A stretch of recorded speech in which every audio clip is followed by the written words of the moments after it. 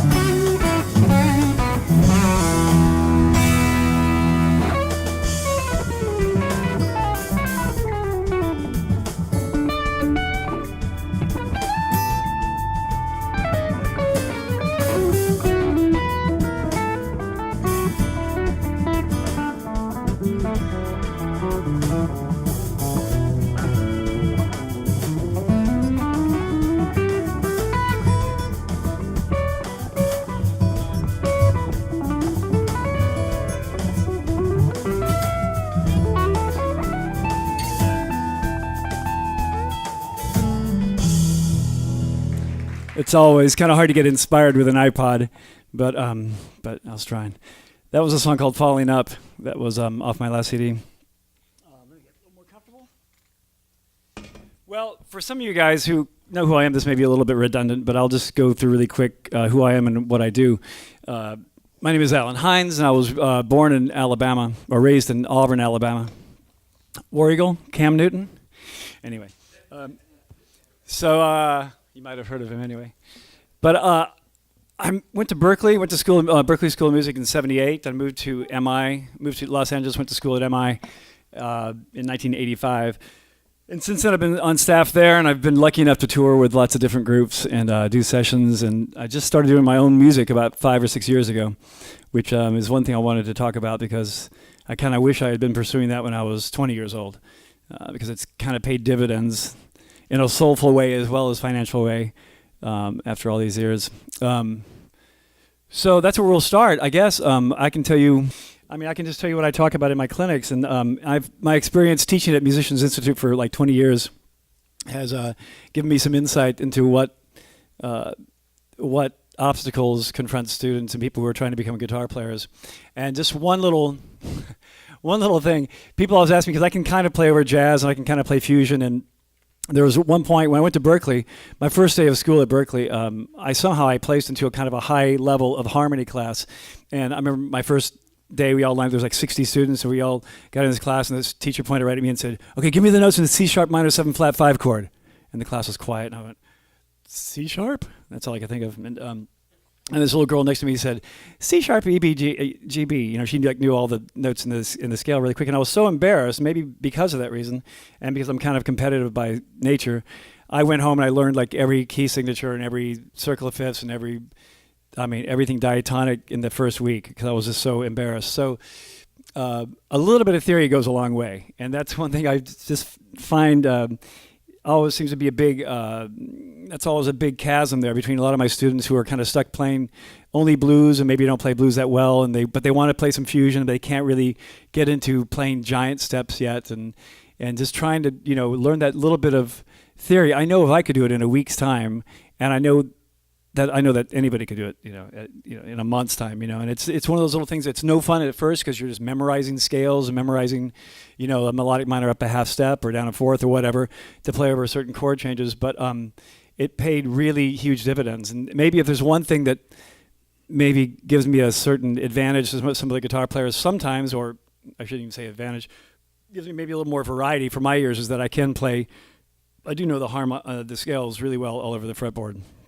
I mean, I know all my modes really well, and I kind of know some theoretical things that I can play over most chord changes that are thrown in front of me pretty effortlessly, and that's opened up my ears, of course, moving to MI and hanging out with people like Robin Ford and Scott Henderson and Joe Pass at Musicians Institute when I was there. It just opened my ears to everything, and I learned how to appreciate listening to a saxophone player and go, that's a great solo, I want to learn what he's doing there, as opposed to everything being guitar. So it's been like an evolution through the years, but that little bit of like knowing theory, I tell my students this all the time. I say, well, it's no fun at first. It's like memorizing the preamble. It matters just memorizing. D has 2 sharps, and B flat has 2 flats or whatever, that kind of stuff. And it's really boring at first, but you can do it. And especially if you have another guy with you that's in the same place you are, you can just sit there and quiz each other. That's what I did when I was at Berkeley, and it just really paid big dividends. Then I went back to Alabama. We played in bands that were doing Chick Corea, and we were doing pretty more adventurous stuff harmonically. And then going to MI, of course, learning even a little more theory, getting into like melodic minor and harmonic minor, that kind of stuff. Once again, there's a certain academic part of it that's just, it has nothing to do with music, in the fact that you're just learning the scale that goes over this or that chord.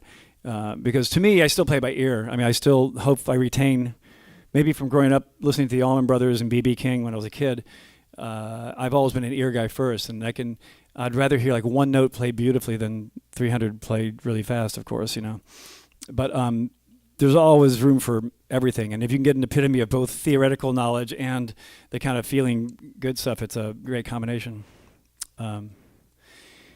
Questions so far? About 6 years ago, I guess it was, I was in Baked Potato playing one of my gigs, and it was having to be using this pedal that I liked so much. At the time, I'd given up my tube screamers and given up my rats, and I was using this AC boost, which was a new pedal at the time. And Toshio, the owner of the company, saw me using it, came up and told me he made the pedals, and so I've had a good relationship with these guys ever since. And they're one of the reasons we're here today, of course, is to talk about all their products and all the new stuff they have going on. People ask me that all the time. I get emails all the time, and I kind of chuckle to myself because I remember when I was first asked this question, I was trying to think, how did I mic that? What was I using on that particular cut? Not that one. It was something that I was trying to remember. And I play a lot of tennis. I remember coming home from a gig one time, and there was my tennis bag and knocked over my microphone. It was like lying sideways underneath the bag, and I had been recording with it like that. I didn't realize it was like that. So see, that's my secret to my tone. I don't know. There's so many elements that go into it. I think a lot of it is like growing up, I was really attracted to the players who turns out were using their fingers a lot. Like Dwayne Allman, to get a really great slide tone. I think with the flesh of your fingers, you end up getting a different sound. I went through that phase, and I've always liked Jeff Beck. And I was really into Joe Pass for a while when I was trying at Berkeley, trying to do like the thing. So I was using my fingers, even if it was not single note lines, it'd be like take like a chord and make it interesting. I'd pick it with my fingers, just kind of grabbing, almost like a harp player would do, like one finger per string. Yeah, I realized at an early age that you're playing with your fingers, you could get a whole different tone than you could with a pick. And as time went on, I think there was a stage where I really wanted to be Alan Holdsworth too, where I was really trying to do the hammer-on stuff, and the closest way I could come to trying to simulate that was just by hammering it on whenever I ascended and pull off whenever I descend. And that kind of mutated into this kind of... I remember at Berkeley, the guys telling me that I was holding the pick wrong, my private instructor at Berkeley, because he wanted me to hold like the conventional Mel Bay where, the point's out there, like, and then that's the attack you get, where I've always like held it kind of sideways, with three fingers and kind of brush it. So you kind of hear that before every note. That's a lot of the tone. Because really my right hand is really light. I never break strings. I haven't broken a string in 30 years, I don't think, even if I leave them on there for a week or two. And I just do all the work with my left hand. So that's a lot of it, because I think on that album, I think I had probably that Deluxe is what I was using, the Deluxe with maybe a 58 through Pro Tools LE. That was the extent of my high fineness, direct into the converters and everything of Pro Tools. So that was trying to sound like Robin Ford here, trying to sound like Alan Holdsworth there, loving Pat Metheny's tone. The combination of all that stuff, you kind of do everything wrong and do everything your own. Especially back then, because we didn't have we didn't have all the computer, all the amazing slower downers and ways to figure out music, so we just use our ears. I mean, you're probably the same way, right? And I remember I had a turntable. I'd go to 16.5 or whatever, so every line I'd learn was like, I go, what was that? That's how I learned. So just like ripping the record apart, trying to get it whatever. And so half the stuff I probably learned wrong for that reason, and I probably was playing it in a completely different position than the other guy, than Alan Holdsworth actually was. But I came as close as I could. But I think eventually it's like, I think it was a famous quote by somebody at USC or somebody that said, if you get all your stuff from one person, it's thief, you're stealing. But if you get it from many people, it's research. It's kind of, so enough different ways this just kind of came out at the end of the day. It's kind of the tone I get. And I know, a lot of I can step you through the actual things that I'm using to get tones. Like I know whenever I use my treble pickup a lot when I solo, because I like all the harmonics it gets, especially if I'm playing slide guitar.